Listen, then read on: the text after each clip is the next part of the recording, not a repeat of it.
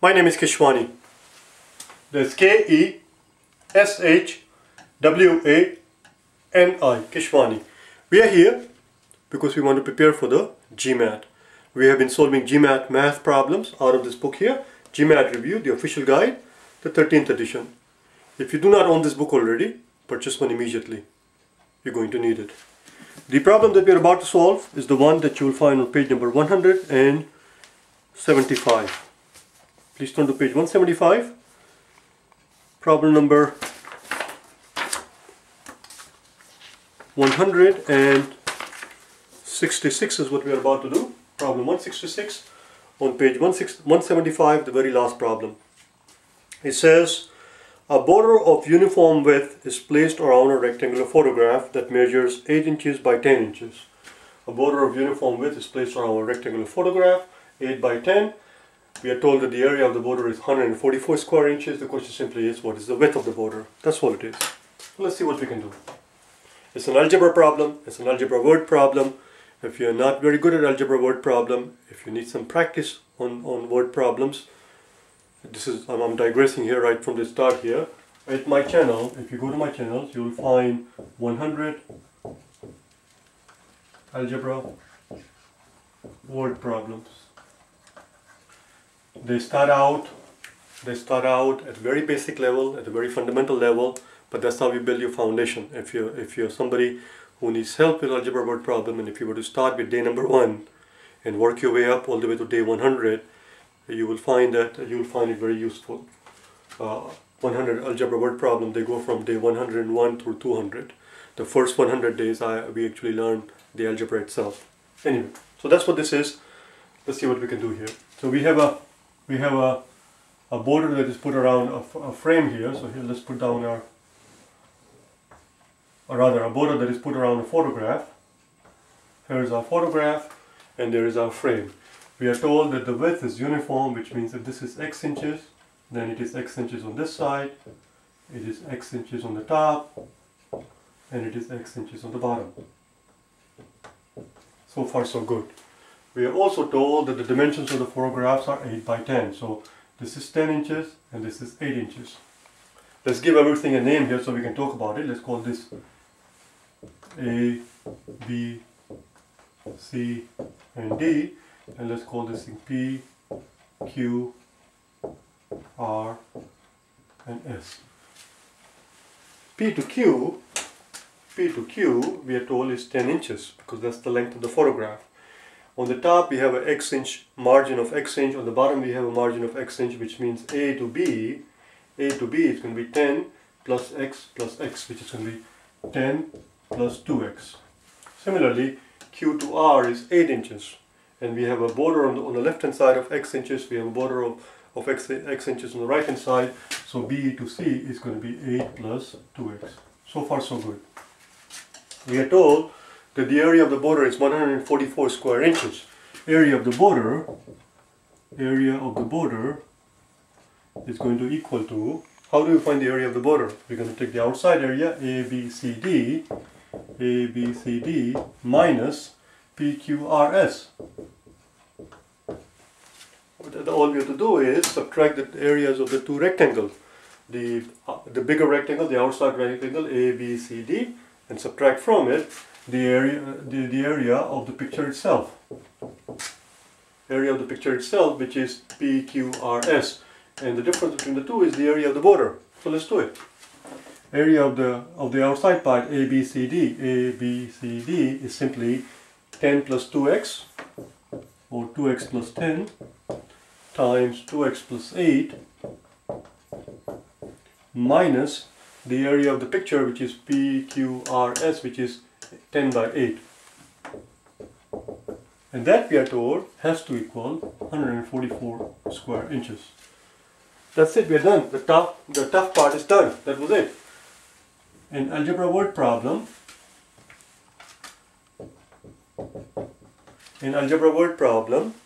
the biggest hurdle, the most difficult component, is making sure that the equation that you come up with is the right equation. Because it doesn't matter how good you are at solving the equation, if the equation itself is wrong, it's not going to get you anywhere. That's why you have to take your sweet time when you're setting it up. Don't rush. So this is it. The rest is downhill, as I said. So let's go ahead and finish it up. 2x times 2x is going to be 4x squared. 2x times 8 is going to be 2x times 8 is going to be 16x. 10 times 2x is going to be 20x. 10 times 8 is going to be 80. Minus 80 equals 144. Now that's very helpful. Here we have a positive 80, here we have a negative 80, they go away. 16x and a 20x is going to give us 36x, and on the top we have 4x squared, on the front rather, not on the top. On the front we have 4x squared, so far we have 4x squared plus 36x equals 144. Now let's see what happens here. I see a 4 here, I see 36 which is a multiple of 4, I see 44 which is a multiple of 4. We're going to divide the entire equation by 4. Let's go ahead and do that. Divide the entire equation by 4. And we find here this is x squared plus 36 divided by 4 is 9x, and 144 divided by 4. I could have done it here, but I don't want to make it too crowded. How many 4 in a 1? 1 has no 4s. That 1 goes and joins the 14. That 1 goes and joins the 4, becomes 14. How many 4s in a 14? 14 has 3 4s. 3 4s are 12. The remaining 2 goes and joins this guy, becomes 24. How many 4s in a 24? 24 has 6 4s. Voila. So this is the equation that we're going to work with. Now what I'm going to do now is something that is bothering me right now. So I'm going to take care of it so it doesn't bother me anymore. I'm going to erase the baby part. Okay, this is the baby part. This is something I shouldn't have to show you physically by doing it out. When we say that we're going to divide the entire equation by 4, I shouldn't have to show you physically what's going on here. Of course you understand what that means. So I'm going to erase this baby part. So we end up with this part, x squared plus 9x plus 36, which is x squared plus 9x is equal to 36 rather, which is a quadratic equation. We have no choice but to solve this equation either with quadratic formula or through a method called factorization. I prefer to use factorization because I can never remember the bloody formula. Factorization is something that you have to learn, that you have to know for the exam. It appears all the time. It is something that you need to master. And if you're somebody who is shaking on the concept of factorizations, I have put down on the blackboard ahead of time videos that you will find at my channels. The videos that I tape for GRE, but math is math. Don't worry about the fact that you're preparing for GMAT. There are some basic concepts of math that you have to know regardless of which exam you're taking. If you were to type in this tag, revise GRE math, and then the word factorization, and then type in day 99 or 100 or whatever it is, day 99 through 103, I spent 5 days there, day 124, day 129, 141 and 142. So there are altogether nine days that I spent on the concept of factorization. If you need some more help on the concept, you can go there and get the extra practice that you need. But if not, then that's fine. So we're going to do this here. I'm not going to explain every single step because, as I said, if you need more help, you can go there. I need the room, so we're going to go to the top of the blackboard.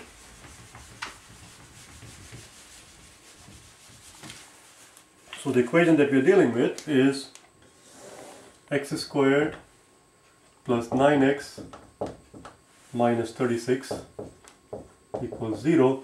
So now the equation is written in standard form. What we are looking for here are, we are looking for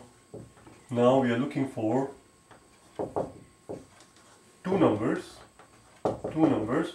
whose product has to equal negative 36 and whose sum has to equal positive 9. Can you think of two such numbers whose product would be negative 36 and whose sum would be positive 9? Positive 9 comes from here. The two numbers are going to be, I shouldn't have put this, the two numbers are going to be positive 12 and a negative 13. A positive 12 times negative 13 is going to give us a negative 36 that we need here, and a positive 12 plus a negative 3 is going to give us the positive 9 that we need here. So we have here x squared plus 12x minus a 3x minus 36 equals 0. This process that we're just embarking on is called factorization. So we ask ourselves, what is the common element between these two terms, x squared and 12x? The answer is x. X is the common element. We take it out. and here we're left with x, because x times x, as you can see, is x squared. Here we're left with 12, again because 12 times x is going to give us back the 12x that we started out with. Now we look at these two terms, ask ourselves what is the common factor between a negative 3 and a negative 36, because obviously x doesn't appear there, so there's no point talking about the x part. The common factor between negative 3 and negative 36 is negative 3. We take out the negative 3, and here we're left with n, again because negative 3 times 1 is going to give us back the negative 3 that we started out with. And here we end up with positive 12. It should not say 1, it should say x, because there is still x. Now we look at this part here and this part here and ask ourselves what is the common factor there. The common factor there is x plus 12. X plus 12 and x minus 3. Once we take out the x plus 12, here we are left with x and here we are left with negative 3. And again, if you were to open it out, you will see that 12 plus x plus 12 times x is going to give us back what we started out with, and x plus 12 times 3 is going to give us back what we started out with. So that's it. And this entire thing has to equal to 0. You see, it has to equal to 0, which means either x plus 12 is equal to 0 or x minus 3 is equal to 0. Of course, there is a third possibility that they might both be 0, obviously. Let's erase all of this thing, we don't need it anymore. So if this were true, x would have to be negative 12. Or, if this were true, x would have to be positive 3. Positive 3. Obviously, we're not dealing with negative 12 because we're talking about a width of something. A width of anything cannot be a negative number. So this is irrelevant for us. The answer is, the width equals 3 inches. Voila, that's our answer. And that will be answer choice A. What I want to do now is to very quickly, I always like to spend a few extra seconds in a problem such as these, such as this one, to buy insurance. The insurance, just like any other insurance, you have to pay the premium. I'm willing to pay the premium of extra few seconds of my time to buy the peace of mind that I have not made a mistake. That's what we're going to do. We're going to quickly verify, okay? Let's do the verification right here. Watch what happens. So what we are claiming is that x equals 3. X is our width here. We're claiming that that is 3. If that were true, then the distance from A to D would be 8 plus 2 times x, 2 times 3, which comes out to be 14. Similarly, the length is going to be 10 plus 2x, which is going to be 16. So what we are claiming is that the area of ABCD, is, what did we say here? 6 plus 8, 14 was it? 6 plus 6 is 12, 14, that's right. 14 times 16 minus the area of the frame, which is 80. Let's find out what 14 times 16 is. 14 times 16. 14 times 16. 6 4s are 24. 4 carry 2. 6 1s are 6. Plus 2 is 8. And then 14. Because we are multiplying it by 1 then. 224. So that's the area of ABCD. This is the outside part, ABCD. If we were to subtract 80 from it, which is the area of the frame, we better get 144 because that's what the problem told us. I erased it now, but the problem told us, if you recall, that the area of the frame was 144 square inches. Let's see what we get when we subtract 80 from this guy. 224 minus 80. Of course, it's going to be 144 because 224 minus 100 is 124. So it's going to be 20 more than that. 12 minus 8 is 4. Voila. There you go. That's your area of the frame, just like the problem told us. And therefore, it tells us that we have not made a mistake. That was our insurance. This was the verification. This part was the verification part. That's it. Now we are done.